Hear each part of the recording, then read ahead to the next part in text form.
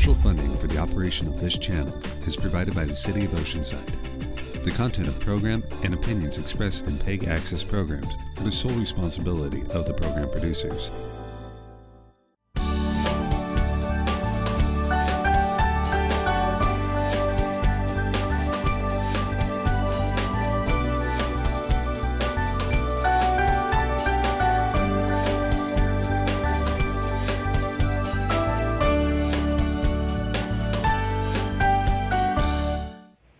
Welcome to Faith and the Common Good, brought to you by North Coast United Methodist Church. I'm your host, Pastor Harris.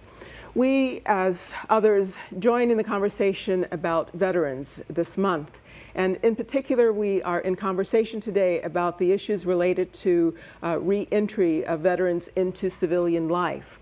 We have the privilege of Greg Angel being with us this day, as he has shared many years with Interfaith Community Services through several responsibilities and now serving as Executive Director. And he will offer to us this day overview of issues as they relate to veterans in our community. Certainly being so close to Camp Pendleton, we have more than qualifications to talk about the issue of veterans in society. We want to welcome Greg this day and thank you for taking time to come by way of 5 and 78 or so to be here, and thank you for joining us. Thank you for having me. Oh, certainly so. We welcome you also as Executive Director of Interfaith Community Services, and share that our church is involved in our rotational shelter program, shared by many churches around the area, as well as the food pantry program. And we're looking for opportunities to become more engaged with our military communities. And so, Greg, if you could share with us, firstly, the general overview of issues that relate to veterans as they return to civil community. Well, the number of veterans returning to the civilian side of our community is increasing day by day. And I heard somebody say earlier today that we're approaching a golden age when it comes to how many veterans we will have in our community, particularly, as you mentioned, given our location, proximity to Camp Pendleton. We already have the highest number of Operation Enduring Freedom and Operation Iraqi Freedom veterans, Afghanistan and Iraqi war veterans. We have the highest number of those veterans in San Diego County compared to any other county in the United States. So we have a wonderful opportunity to have a very rich community, rich in those experiences, the pluses and some of the difficulties that come from some of the experiences that our men and women who have served. Certainly so. We're very quick to offer thanks and praise. Certainly it is appropriate to do so, but we are more reticent about the particular issues that veterans face as they attempt to reintegrate into civilian life. Could you articulate some of those issues, just in the general forms, and then we'll speak more specifically? Well, the issues that we see, particularly at Interfaith Community Services, and these are reflected throughout the broader community, are often related to a lack of support system. So for many of our veterans who are reintegrating into civilian society, they're not from this area, and so they don't necessarily have family or strong support structures to help them through that transition. And I'm a little reticent to go too much into generalization broadly. However, I think it certainly does have value in understanding the larger issues. And so to put a word of caution on it, but to go down that line of thinking, for many veterans, their support systems are their fellow active duty Marines, and in this community, Marine and Navy. And so when they exit those structures, they don't always have other support structures that many others in our community who have been within that civilian structure have in place. Surely. So we're talking in some cases about drug abuse, We're talking about the need for marital counseling. We're talking about PTSD.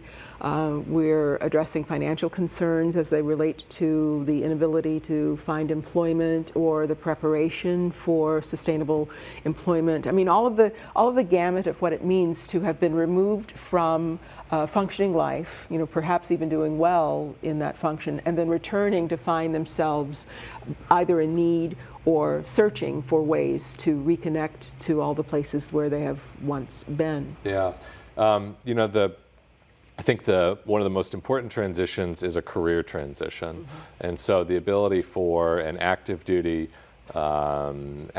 military, active duty member of the military to find work in the civilian side of things is so important. If somebody can have a job that pays a livable wage and provides a real sense of purpose, maybe too strong, but it's on the right track. That really is a strong part of preventing a lot of problems that we see later down the road for veterans who are having issues when they do turn to us. That job piece is a real strong component. Well, Interfaith Community Services provides the connecting point between faith communities around the county. And in what ways would you say those faith communities are supporting and providing resource to the work that Interfaith Community Services does? Interfaith is the embodiment of more than 300 diverse faith communities in North San Diego County. And we're actually a rare membership nonprofit charitable organization, and our members are our member congregations. So congregations here not only have formal functions of electing our board of directors and therefore having a part in the governing of the organization, but they're also involved in our day-to-day work. So we have about 120 professional staff throughout our services. We have more than 240 professional volunteers. And almost all of those volunteers come to us through their congregation. So we have individuals representing their congregations, and they may be helping individuals with job preparation, with career transition. They may be helping serve meals at some of our housing programs. And then we have entire congregations that support through donation drives that they gather as North Coast United Methodist does to provide in-kind support of food and materials. Interfaith provides housing to more than 160 veterans every night. And so there's a large need for household items, for those who don't have housing, for personal hygiene items, and then for those who are on their way back to work, employment-related items. Surely. Well, we'll take a moment to break, and when we return, we'll talk specifically about the housing that is provided and questions about that, as well as the other services that are offered by your organization. Please stay tuned. We'll be back shortly.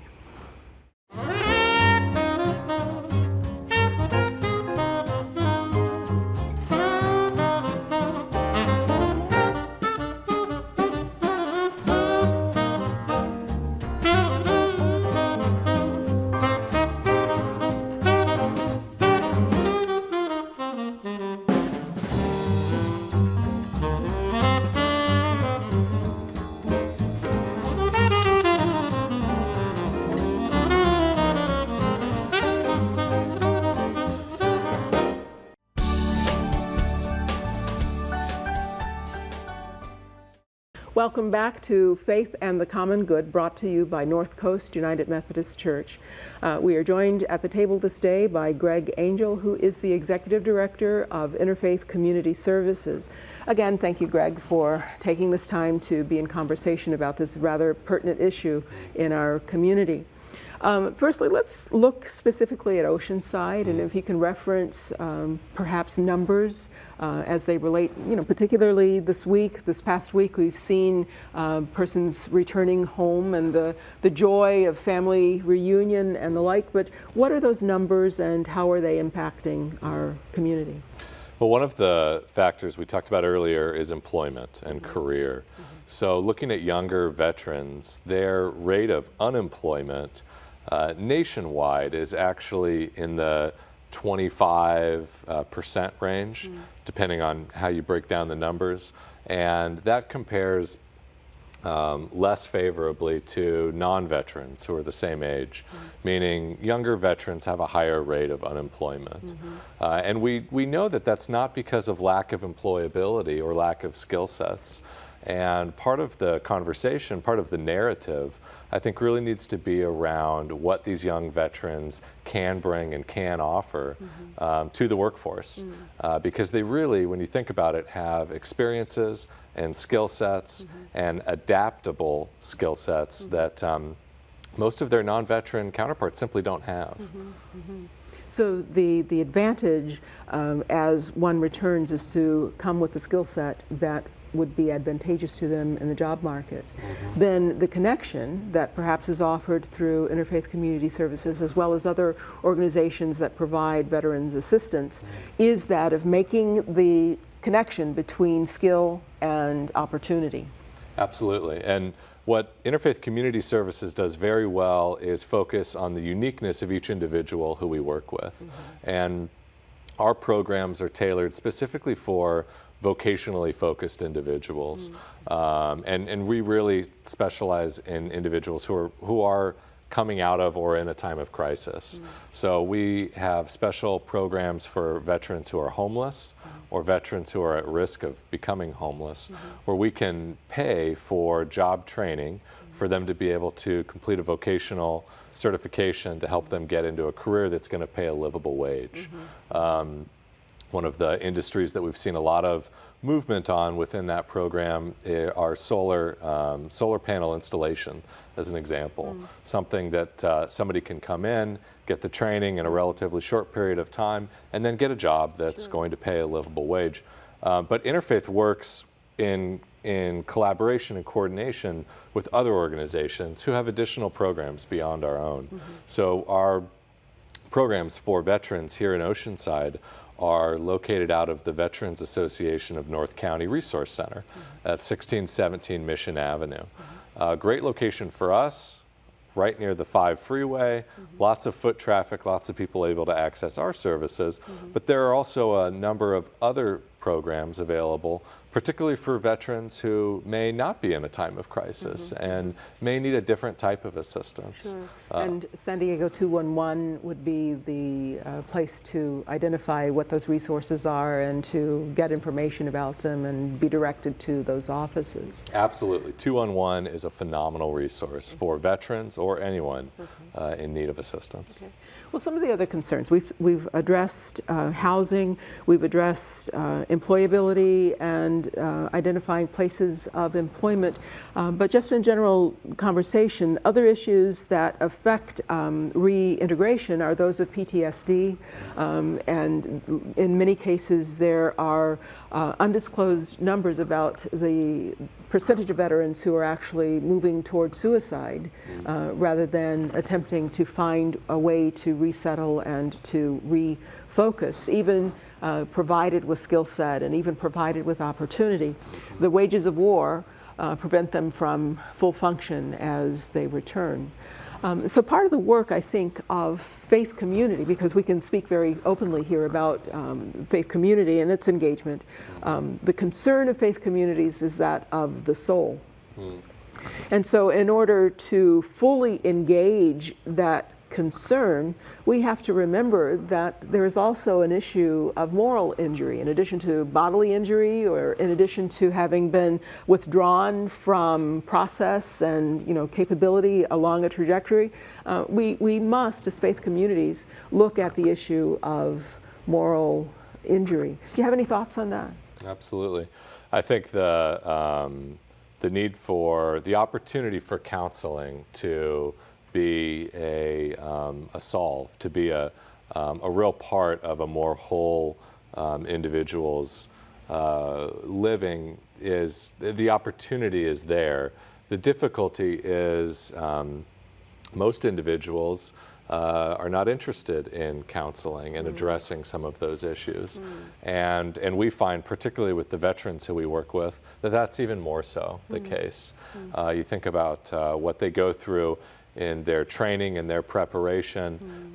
They're very much, our veterans are warriors and are taught to not acknowledge those things that may be bothering them. So where we do see the opportunity to make those matches is when counseling and addressing issues of moral injury or whatever they may be are not the primary focus, but a secondary available resource. Sure. So it may be a veteran who's working on a vocational training and working towards a career and has, as they build relationship with our staff or with others in other programs, the opportunity to also engage in counseling.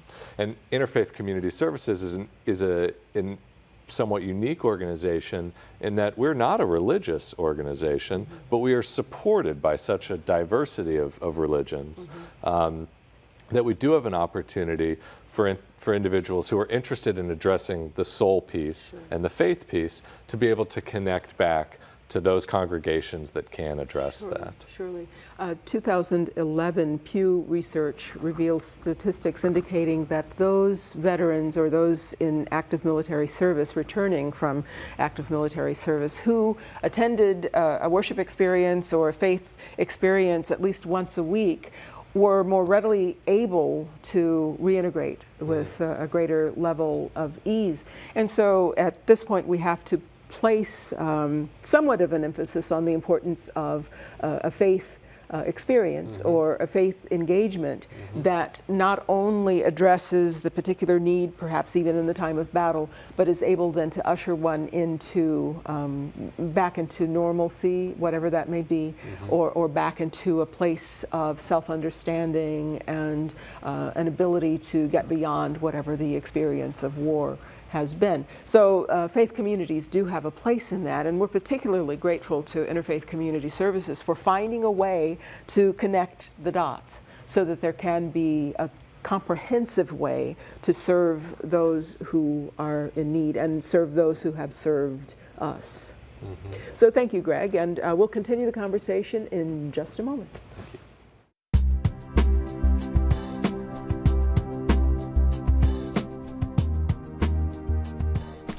Well, the program has been excellent, and it's been a huge help for me personally. It's just unbelievable. Okay, so I was alcohol dependent, and I've been a heavy drinker for 3 decades. I was homeless and no income, and I ended up in the hospital for major surgery, and that's how I ended up here. So I have an apartment right now. I have an income. I'm going to school, and at the end of next month I'll be talking at the VA hospital to a pretty big group of people, and I'll be receiving my 2-year token, which means that I've been sober for 2 years. And so that's an important milestone because it means that I can become a sponsor and I can help other people with their addiction problems. Right around my birthday, I had decided to apply for the VRAP program, and the day before my birthday I applied for it. I didn't think I would ever get accepted because it was too late. I was accepted for that and was able to study advanced web design, advanced photography, and advanced Photoshop through an online university. Right now I'm working on a website that's called Human Dignity Blog, and that's a website that's designed to help people that are homeless, people that are poor, and also people that have alcohol addiction. Another project that I'm working on is called Exceed the Vision, which is a humanitarian project. And Exceed the Vision stands for exceed the vision that you have for yourself and also for your family. And what it is it's a website that will have tremendous resources for helping people. And what I'm actually going to be able to do is to connect people that have resources with people that don't have resources as a way of helping people out. I have many good things to say about Interfaith. If you want, I can talk forever.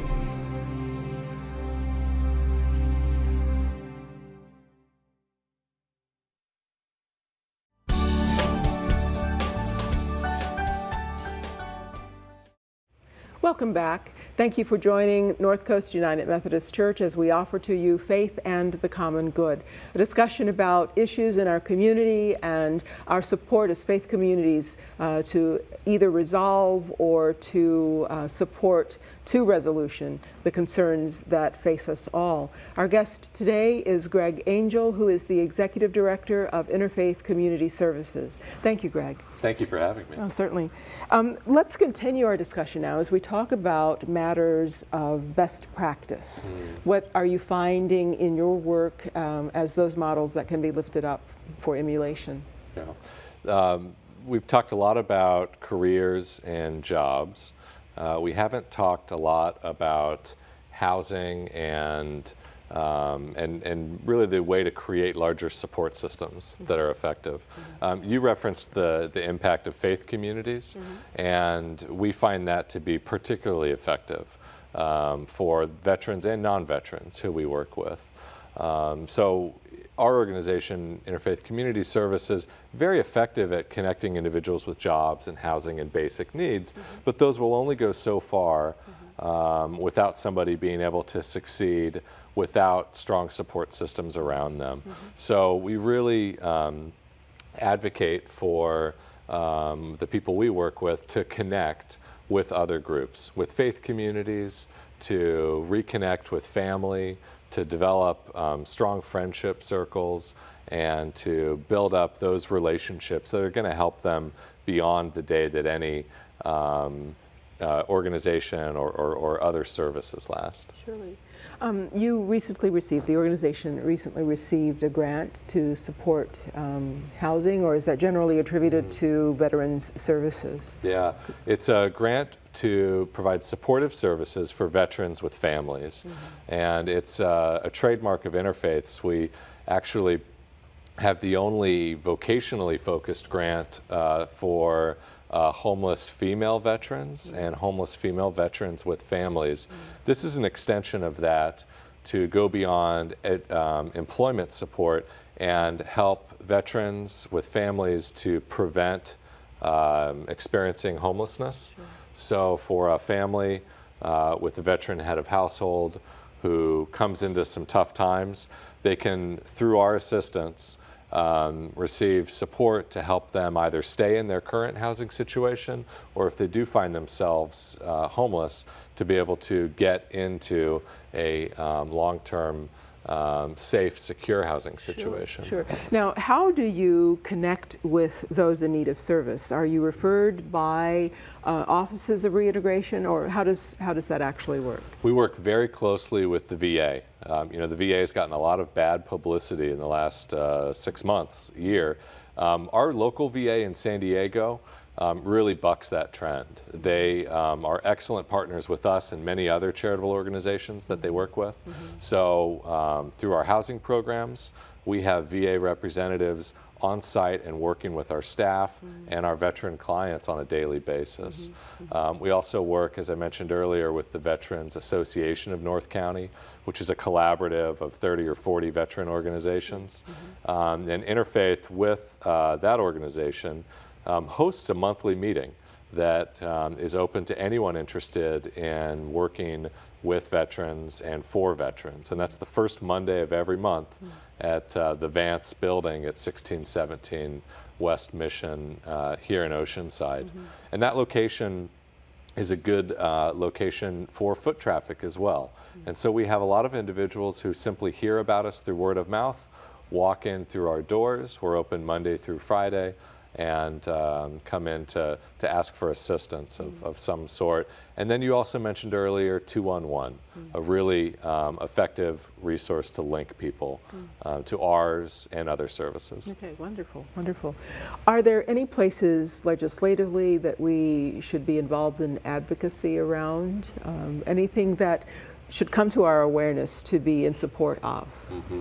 The VA has just begun a major reorganization with a new director.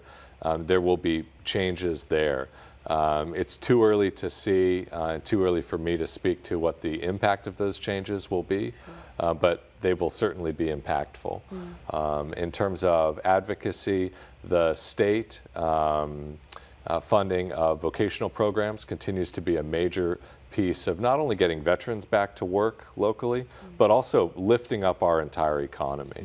So I would urge people to continue to advocate for state funding through the state of California. And while not legislative advocacy, I think some of the strongest advocacy comes through community building and thinking about support systems for our veterans, developing strong relationships with the men and women who have served our country, and finding out where we can help create additional linkages. Surely, surely. So again, from release from active duty to housing, to employment, to care of mind and body, to care of family, the whole gamut of needs are encompassed in the work that you do in collaboration with other organizations, all of which work to engage in a way that persons can feel whole and can feel capable of moving forward and taking the next step that would assist them to be successful according to their own desires and interests.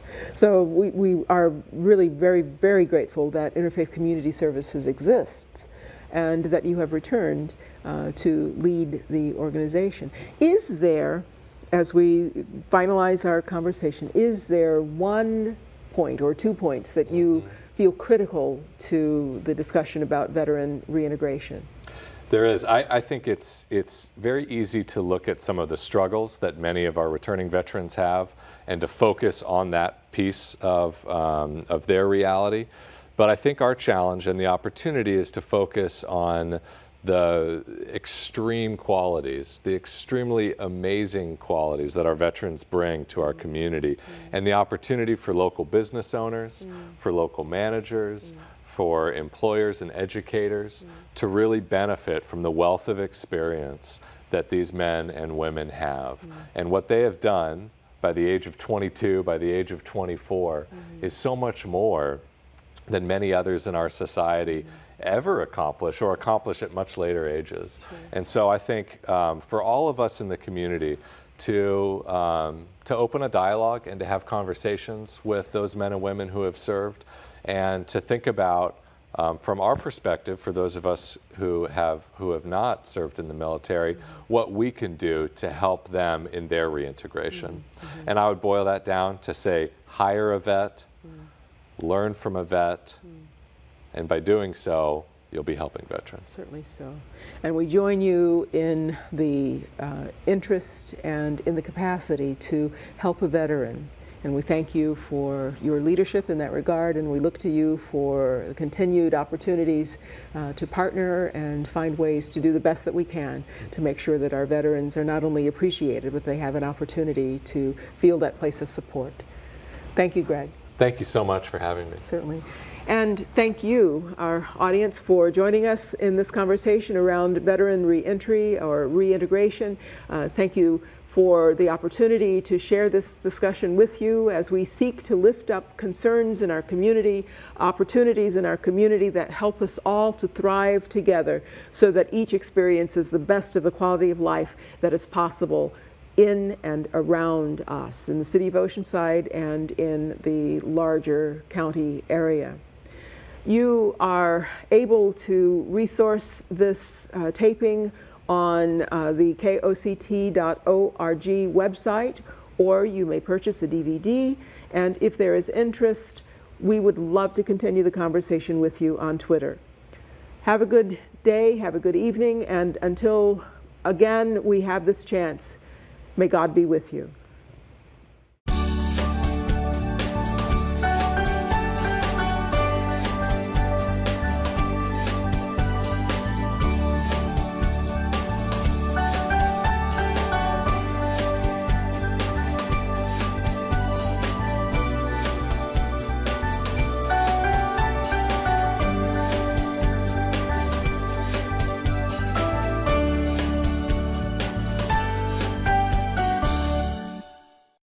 To order a copy of this program or any other program on KOCT, log on to koct.org and click Services.